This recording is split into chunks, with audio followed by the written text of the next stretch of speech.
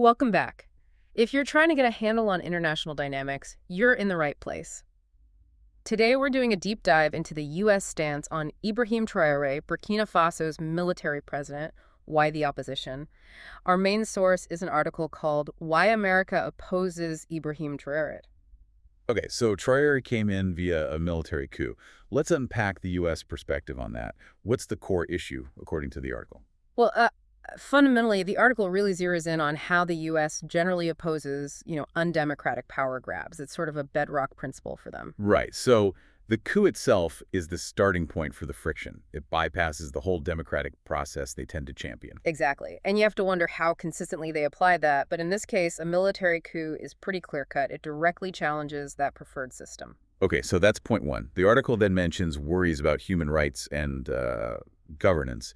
Is the idea that military takeovers often lead to problems in those areas. That's definitely a common thread, yeah. The thinking often goes that governments taking power by force might feel, well, less accountable to citizens, maybe less careful about upholding basic rights. Hmm. And the U.S. often flags the country's human rights record. Yeah, It's a big factor in their diplomatic relationships. sure. That makes sense. Then there's the regional angle. The article brings up potential instability spreading beyond Burkina Faso. Is the U.S. worried about like a domino effect? That seems to be a major concern, yes.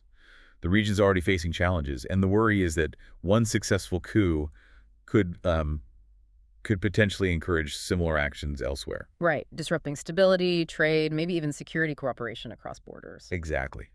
Maintaining regional stability is almost always high on the U.S. foreign policy agenda. It prevents bigger problems down the line, ideally. Okay. And the article also briefly touches on something else, potential alignment with other global powers, powers the U.S. might see as rivals. Yeah, it hints at that. It doesn't name names in the piece we read, but it suggests a geopolitical dimension.